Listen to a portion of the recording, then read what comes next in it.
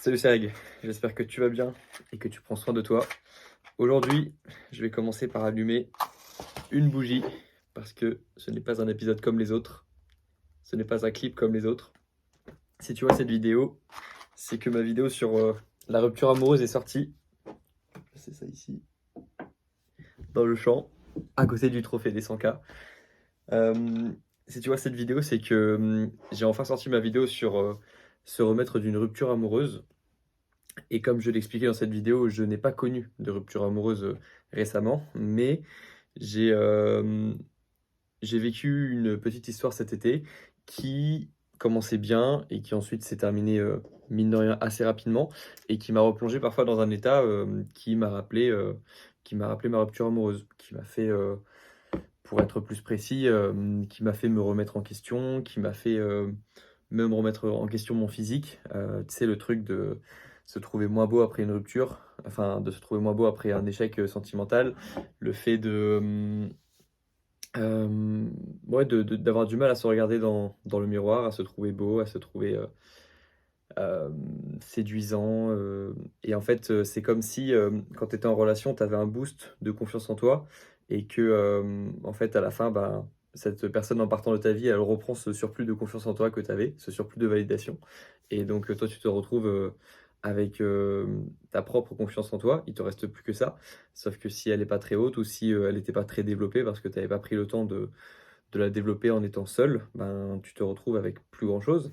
Et moi, la chance que j'avais, c'est que j'avais déjà construit cette confiance en moi en étant seul ces dernières années. J'ai bâti ça avec ce que j'avais fait dans ma vie. Je m'étais prouvé que j'étais capable de faire des choses même en n'étant pas en couple. Ça, c'était bien. Mais je me suis surpris à ouais, avoir des moments où où je me trouvais pas très beau devant le miroir. Et c'est le genre de truc que tu jamais envie de dire parce que tu as l'impression que déjà, tu as l'impression que tout le monde te trouve moche quand tu te balades dans la rue, quand tu te vois dans le miroir. Du coup, tu même pas envie d'en parler parce que tu as l'impression que ça va encore plus influencer. Tu as l'impression que tu transpires la rupture en fait quand tu sors. Tu as l'impression que tout le monde est au courant et que ça se voit à ta tête. Et donc, il y a un sentiment que j'ai plus vécu depuis ma dernière rupture amoureuse en fait. Alors que c'était pas du tout une relation, c'était c'était une histoire d'été. C'était une relation qui a duré quelques semaines en fait. Mais force est de constater que, que cette relation n'était vraiment pas longue dans la durée, mais elle m'a fait me poser des questions que je m'étais pas posées depuis. Enfin, elle m'a fait vivre des trucs que j'ai pas vécu depuis longtemps, en fait. Elle m'a rappelé ma rupture, tout simplement. Et du coup, je sais pas pourquoi, en fait, hein, je sais toujours pas. Euh, En fait, depuis ma dernière rupture avec la première fille que j'ai aimée, la toute première fille que j'ai aimée, j'avais eu peur de ne pas réussir à retomber amoureux. Enfin, j'avais eu peur. Je voyais que le temps passait et que depuis mon ex, je trouvais pas de fille qui me faisait ressentir à peu près la même chose et qui me provoquait la même chose que lorsque j'ai vu ma première copine pour la première fois. Et pourtant, je voyais des filles parce que j'étais à la fac de droit et à la fac de droit, c'est 70% de filles, 30% de gars. Donc j'étais au contact de filles, j'étais proche de filles, mais elles étaient intelligentes, hein, il y en avait qui étaient drôles, il y en avait qui étaient mignonnes, il y en avait qui avaient plein de qualités, mais je trouvais pas la même chose. J'arrivais pas à retrouver la même chose. Et, euh, et il y a eu aussi des phases où je me privais moi-même de relations. Je voulais même pas en entendre parler, je voulais même pas que ça intègre mon champ des possibles. Moi, mon champ des possibles, à ce moment-là, je voulais que ce soit juste apprendre le montage vidéo, apprendre le tournage de vidéos YouTube, créer une entreprise, etc. Et toutes les compétences nécessaires à la création de ma chaîne YouTube. Donc en fait, j'ai eu plusieurs phases, des phases où je recherchais pas du tout de relations, des phases où j'en recherchais un petit peu, où je me disais que si ça venait à moi, j'allais les laisser venir.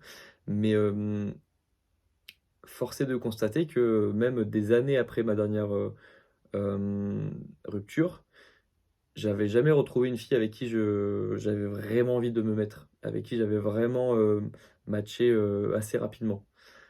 Hem et je m'étais dit que c'était peut-être que j'allais pas, je discutais pas assez, je laissais pas la chance à d'autres et en fait, parfois il y avait des filles avec qui j'avais des débuts de relation, on parlait, on s'envoyait des messages, on s'appelait, on allait, au restaurant. Il y a une fille que j'ai revue pas mal de fois lorsque j'étais à la fac de droit et je me disais: «Vas-y, laisse le temps», mais c'était pas pareil, c'était pas pareil et donc ça m'a jamais, toutes ces relations de ces dernières années, ça m'a jamais, trop impacté. En fait, la chose qui m'impactait le plus, c'était pas les relations qui ne menaient pas à grand chose, c'était surtout, le fait que j'avais, jamais retrouvé la même chose qu'avec mon ex. Et cet ex qui habite à Tahiti, parce que je l'ai rencontré à Tahiti lorsque j'étais au lycée, je l'ai revu il y a 1 an maintenant, quasiment, tout pile lorsque j'étais allé en novembre, voir mes parents et fêter la fin de mes études. Je l'avais revu, ça me fait toujours quelque chose de la revoir, mais je l'aime plus. Je sais pas si vous voyez ce que je veux dire? Évidemment que j'ai plus, d'amour pour elle-même, j'ai plus d'amour pour elle. Mais ça reste quand même, la première et puis, ça me f c'est toujours une personne, avec qui j'aurai une forme de connexion, je pense. Et peut-être que le fait de la revoir, ça m'a permis ensuite de, je sais pas, ça va peut-être, en tout cas, c'était juste bien de la revoir, de discuter parce que je l'avais pas revue en fait, on n'avait jamais vraiment reparlé sérieusement depuis notre rupture et du coup, ça faisait quand même bien 5 ans que je l'avais pas vue et c'était cool de discuter et après, je suis rentré en France et je me suis reconcentré sur, le travail et toujours, dans cet état d'esprit de: «Vas-y, s'il y a une relation qui se pointe, si je rencontre, une personne comme ça dans les prochains jours, je vais lui laisser une chance, je vais pas me braquer. Je comprends pas l'intérêt d'être, 100 100 contre les relations. Je pense que c'est toujours quelque chose de plus et je pense qu'une bonne personne, même si elle arrive au pas forcément au meilleur timing dans sa vie, je pense qu'une la bonne personne sera toujours un plus dans notre vie, même si le timing est pas forcément optimal et et ça mène ensuite à cette fille que j'ai rencontrée cet été et comme j'ai dit, je sais pas pourquoi, en quelques semaines de relation, après, s'en sont suivis, parce qu'en fait, ce qu'il faut comprendre, c'est qu'on j'en parle un peu plus dans la vidéo que j'ai sortie sur la rupture, qui est sortie aujourd'hui, hein, au moment où je vous en parle. C'est pour ça que c'est aussi, comme je le dis à la fin de cette vidéo, c'est, c'est en faisant cette vidéo sur la rupture amoureuse que j'ai décidé de créer cette chaîne et de faire des clips comme ça tous les jours pour vous montrer mon évolution. Parce que je trouvais ça cool de partir d'une grosse remise en question. Quoi de plus douloureux qu'une rupture amoureuse ou alors d'une déception sentimentale, pour ensuite, essayer de montrer son évolution sur 1 an et puis pour montrer tout ce qu'on est capable de faire, sur 1 an et je trouvais ça bien je trouvais que l'histoire était belle de partir, d'une déception et de voir, où j'en suis dans 1 an. Parce que je sens que je vais être, capable de faire beaucoup de choses cette année. Je pense que, je suis assez bien calibré là, je suis assez bien, focus sur mes objectifs et et je pense que ça peut mener à une belle évolution. Bref, hem, je comprends toujours pas, enfin je comprends je suis toujours encore étonné de voir à quel point juste une fille que j'ai vue quelques semaines après, je sais pas, m'a fait me poser, beaucoup de questions comme ça et puis je sais que c'est pas qu'une question de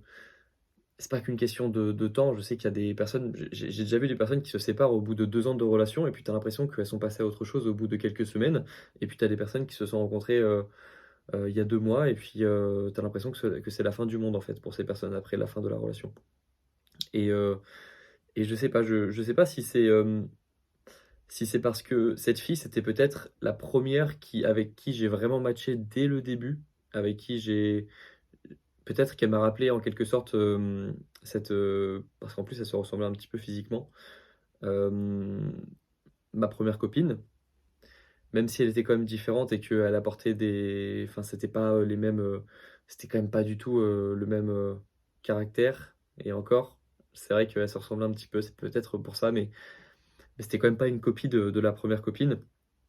Mais je sais pas,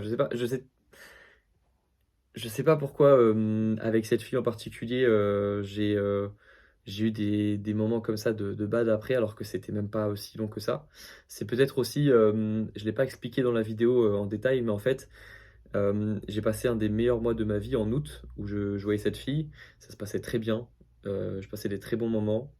Il faisait beau, il faisait chaud, j'étais avec mes amis étaient là aussi. Ils étaient pas, en vacances, ailleurs, ils étaient vraiment on était tout le temps avec mes amis. On était en bande, en fait, on était en tribu comme dans comme dans une société primitive. J'étais avec ma tribu et on était trop bien. On passait l'été ensemble et j'avais même trouvé donc cette fille qui en plus venait un petit peu dans la tribu parce que je l'avais présentée à mes amis. Enfin, naturellement, ça s'était fait comme ça. Donc les personnes, mes potes voyaient qui c'était. Et je sais pas, on était juste ensemble, en communauté. C'était trop bien. Et au mois de septembre, elle est repartie à Paris. Mes potes, ils sont repartis étudier, ceux qui font encore des études, ou alors ils sont partis travailler. Et là, cette communauté qu'on avait l'été, ce mood qu'on avait, cette, cette ambiance qu'on avait, elle a complètement disparu au mois de septembre. Et je m'étais dit, bon, ben, c'est vrai qu'il me reste plus grand-chose de cet été, mais au moins il me reste cette fille. Puis ensuite, on a arrêté de se voir. En fait, on s'est parlé de moins en moins petit à petit. Et puis, ça s'est ensuite, on s'est parlé une dernière fois. Et puis, on s'est dit qu'on se verrait plus. Euh, et j'avais proposé à cette fille qu'on se voit parce qu'elle habite à Paris maintenant. Je lui avais proposé euh, qu'on se voit une fois par semaine, que je pouvais monter une fois par semaine sur Paris entre des tournages.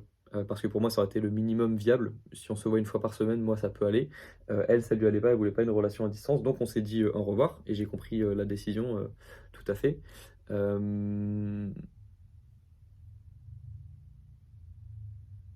Et puis ensuite, ensuite je l'ai bloqué d'Instagram parce que je voulais pas voir ses stories. Et c'est ça le truc. Bah, je pensais que j'avais.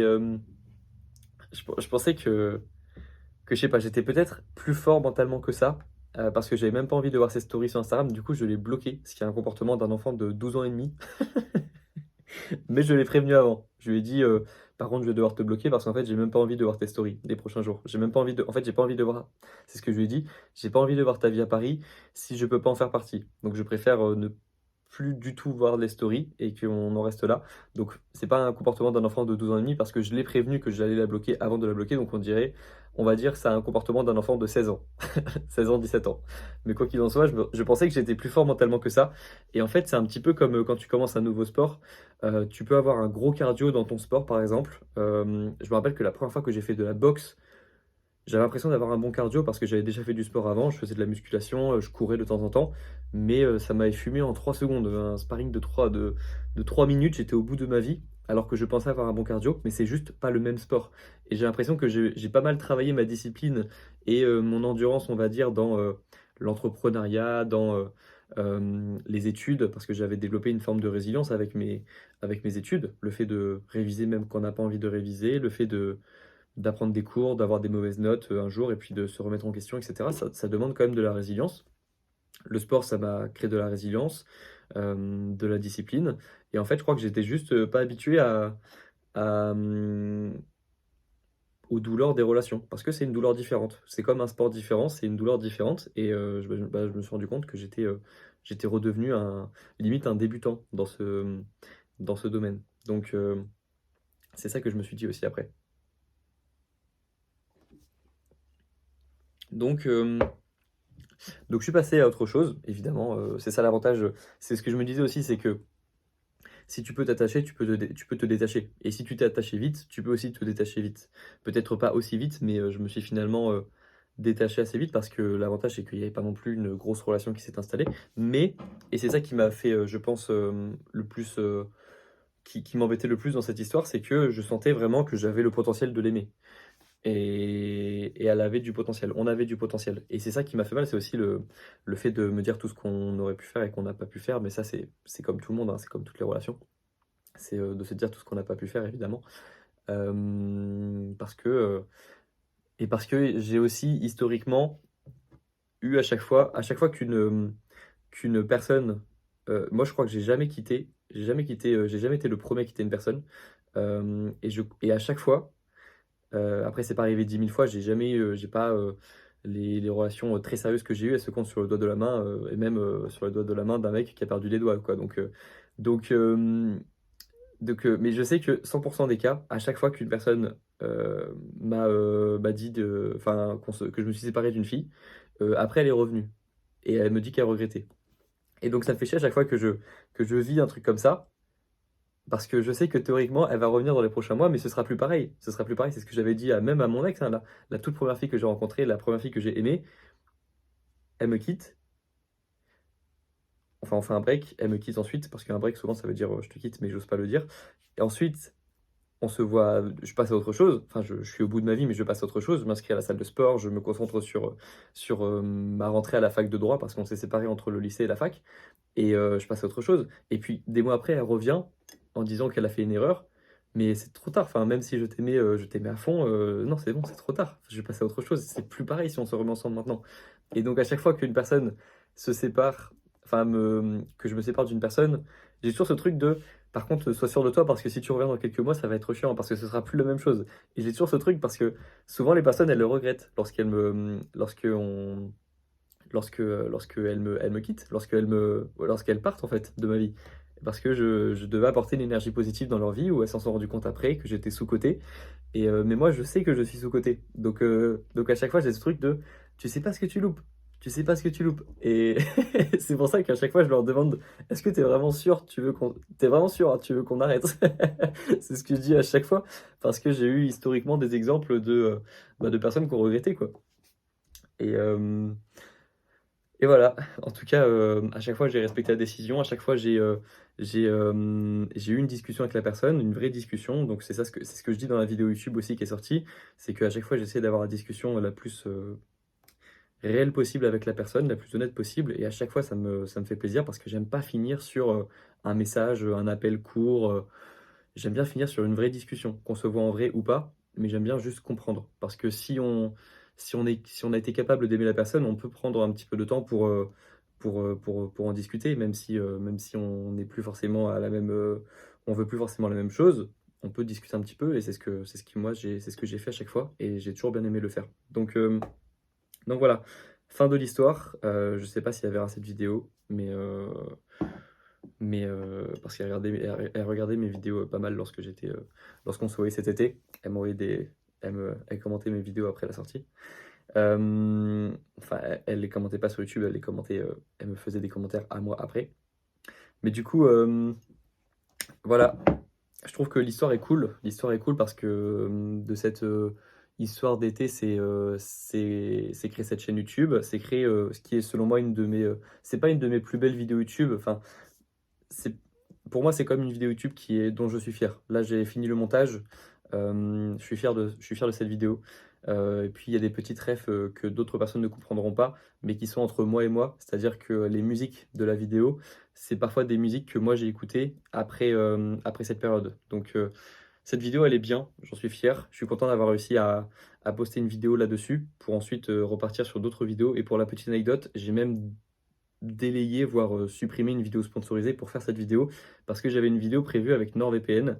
Rien à voir, mais voilà, qui était prévue en octobre. Et j'ai repoussé la vidéo plein de fois parce que je leur disais je peux pas faire la vidéo que vous me demandez maintenant parce que je dois faire une vidéo plus personnelle avant.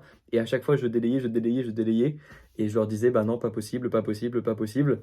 Et ils ont été hyper compréhensifs, mais voilà, en fait, j'avais un blocage à faire des vidéos classiques tant que j'avais pas fait cette vidéo. Et maintenant que je l'ai faite, je vais être beaucoup mieux et je vais pouvoir reprendre des vidéos, mais je voulais commencer avec cette vidéo. Je voulais que ma prochaine vidéo, ce soit cette vidéo parce que c'était une vidéo personnelle et j'avais du mal à la sortir avant. Peut-être parce que je me disais que, je sais pas si par exemple on se séparait avec cette fille et que elle m'envoyait un message quelques jours après, comme ça m'est arrivé quelques fois, je passais pour un idiot si je faisais une vidéo sur rupture amoureuse et puis que quelques jours en fait je dis bon bah en fait on s'est rappelé et puis on se revoit. Là je sais que voilà on se reverra plus. C'est peut-être pour ça que je délayais la vidéo.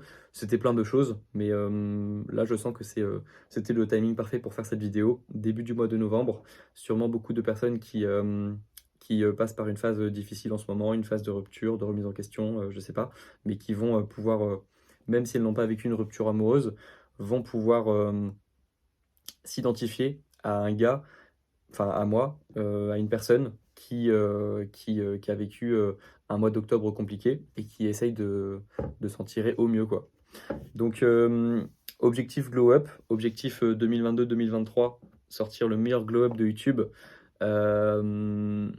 et vous montrer tout ce qu'on peut faire en un an parce que j'ai une énergie folle en fait. Et c'est encore une fois cette théorie du transfert d'énergie.